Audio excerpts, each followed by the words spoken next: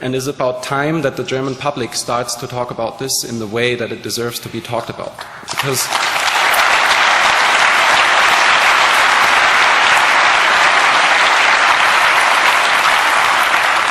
this is a decision that all of us Germans have to take. The question is, do we want to be part of this or not? And we have to have all the facts to make this decision. And therefore we can just urge whoever, for example, has the NATO report on this, maybe someone's listening or maybe someone in the audience knows someone. There are other reports that would be very, very helpful to get a full picture of this and to put more pressure on those people responsible for what has happened down there. Yes, the 9/11. So, some of you may have heard of this. Recently, we released over 500,000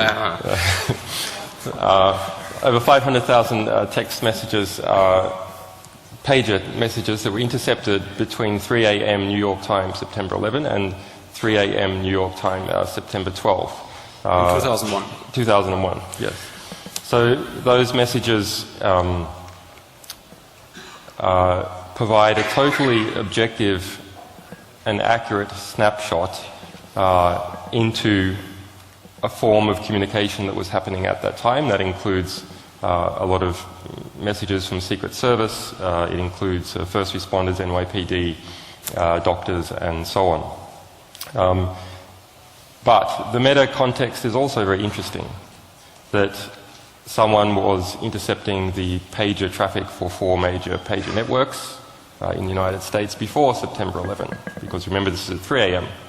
And across for the rest of the day.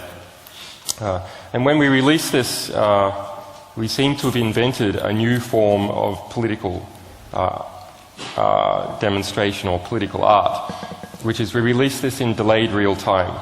So we released it over a 24-hour period as it happened, and this helped people understand some of the content and the progression in what occurred. So those people who are interested in the 9/11 conspiracy theories, actually you can see how all this originated.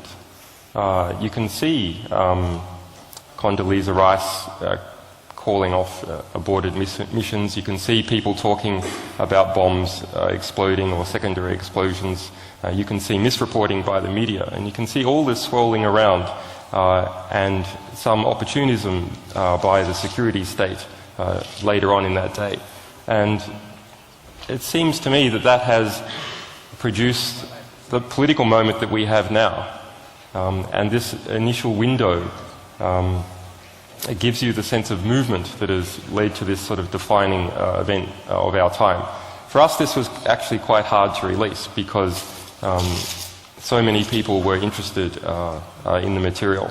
But we actually, this is, believe it or not, this is the first really significant document that we've done where our anonymizing network didn't go down under the load. Yes. Which is, we've been, some of you might be aware, we called for some support because we knew that we needed to handle a lot of data, which is about 4 terabytes worth of text messages. There was a lot of people that have been looking at these messages. This is just the traffic we produced or we handled within the first few days. But it gave us a feedback on how many people actually were discussing.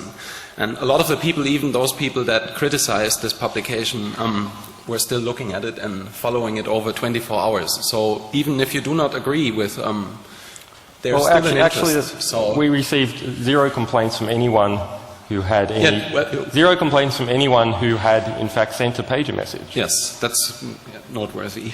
So it's just like people hype up terrorism, people hype up privacy as well. So the real concerns are the people who are involved. Anyone who was involved didn't give a damn, or didn't give a damn enough to contact us. Yes, yeah, that's true. So just to check, is that box still going around and everyone taking their pieces of paper? Okay, good, perfect. Okay, a last one from, as Julian said before, a long list that we published before, but this is something that at least to me personally is very important. We published a European strategy paper from the European Institute for Security Studies. Those of you who have not heard about it, please listen. This is a paper that is done by a European think tank that deals with European security policy. And these are the people that everyone in the EU listens to if it comes to these questions. And they have worked out what we need to do to address security in Europe until 2020, so within the next 11 years. And they come to the conclusion that we have 20% globalizers in this world, which are the first world countries and transnational corporations, and we have 80% localizers. And these localizers threaten our wealth because they're so poor, and they're not happy, and they're getting more and more unhappy. And this is why these people propose that we build up a European military and police unit to combat the poor in the world. And these people propose that we need to extract universal goods such as the rainforest from the control of the nation states they are located in. Because they say we need these resources as well, and we need to make sure that no one can get uncontrolled access to them. And they are proposing building this wall around Europe so no one can get in anymore, no one can swim over the sea or whatever. And this is all written in a very lengthy paper, I think 170 or 180 pages. And it's very detailed and very, very verbose. So it's a terrible read, but it shows how sick some of these people are that are planning the future of Europe and of the society that basically anyone in this room will be part of. And the question that we have to ask ourselves, similar maybe to Kunduz, is that with this information, do we give our silent consent? Is that like the world we imagine to live in? I guess we all know that we're exploiting the third world and that there's a lot of our wealth depends on this exploitation. But the question is, how much further can we push out this bill, or when is it time to maybe start considering how to pay that bill? What is the right step? So I'm not sure if I'm maybe the only person that sees this very critical, but it's something that we thought is important to mention again. It's one of these obscure reports that are so complicated and that are sort of very technical in the way they are written that few people have a look at them. And that's why unfortunately, a lot of the information that we publish sometimes gets lost because people just don't want to read 170 pages and they don't know anything about European defense strategy or whatever, so they're just skipping this and go back to something that's easier to comprehend. But nevertheless, this is really important. And I can, as with Kunduz, again only urge everyone to think about, is that the world that we want to live in the future?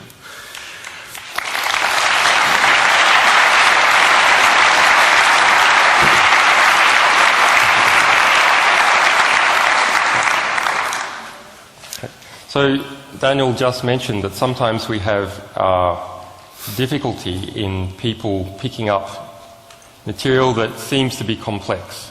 So my favorite example is a September 2008 US Special Forces Manual on Unconventional Warfare we released, several hundred pages.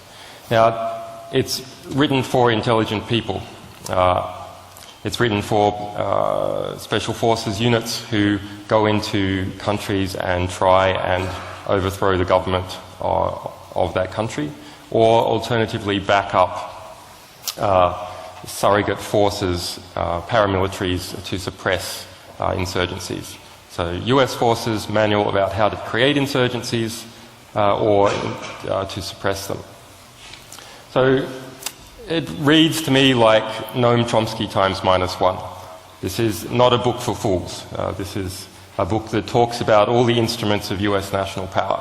So the financial instrument of US national power, the military instrument of US national power, the intelligence instrument of US national power, the diplomatic instrument of US national power, and how all those can be brought together to a point to push a particular US policy, and talks about, yes, the IMF is a financial weapon of US national power.